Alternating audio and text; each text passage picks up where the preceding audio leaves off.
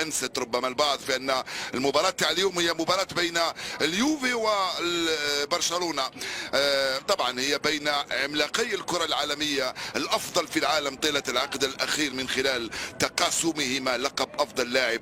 ميسي نال 6 ورونالدو نال 5. طبعا ميسي ورونالدو يختزلان الليلة عنوان المواجهة بين العملاقين، خاصة وأن المواجهات بين النجمين صارت قليلة منذ رحيل البرتغالي عن الريال والدوري. تم استبداله بارتور، بقاؤه في كرسي الاحتياط وعلى عدم لعبه عديد المباريات في اتجاه اللاعب بيدري من الاولمبياديك. راح رونالدو يلعبها في الوسط من هنالك عن طريق دانيلو، كرة بعيدة.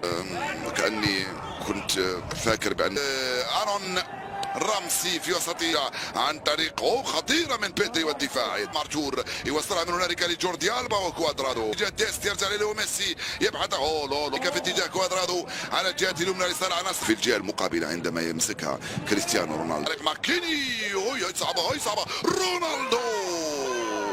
ماكيني ورونالدو ثالث مباراة له في دوري الابطال. ماذا تفعل براير؟ موراتا يرجع لألكساندرو. أن المدربان التغطية الدفاعية عن طريق دانيلو تبقى لعناصر برشلونة جدا على اللعب بظهر عن طريق اللاعب ديليخت. موراتا رقم كورتو تمر الأمريكي يلعبها لترينكاو والتدخل القوي طبعا جاء في ظرف صعب.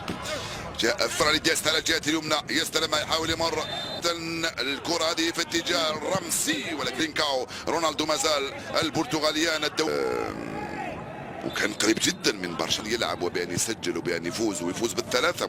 رونالدو تسديد رونالدو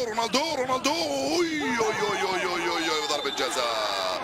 رونالدو الروخو وضربة جزاء ليوفنتوس ولكريستيانو رونالدو الذي يستعد لتنفيذ ركلة الجزاء. رونالدو جول. رونالدو يفتح مجال التسجيل لليوفي ويسجل 3 أهدافه في دوري أبطال أوروبا، ويذكرنا بأيام رونالدو مع الريال عندما كان يسجل مع فريق برشلونة. حتى المخرج يروح لرونالدو بعدها على طول يروح لبرشلونة، ولو أنه على الأقل في 12 سنة الماضية. في المباراة ممتازة لترينكاو لديست يرجع لميسي وموراتا يرجع في حين ميسي سجل صد من هنالك عن رامسي. ولا افضل احواله فريق يوفنتوس على الاقل لماكيني لكوادرادو. جول يا سلام، جول في منتهى الروعه. ماكيني الصغير يفعلها بلعبه ولا اروع. ثنائيه من هنالك امريكو كولومبيا على الجهه اليمنى بين ماكيني وكوادرادو. جول ولا اروع. فرحة زملاء ماكيني بالجول أكبر من فرحة ماكيني بهذا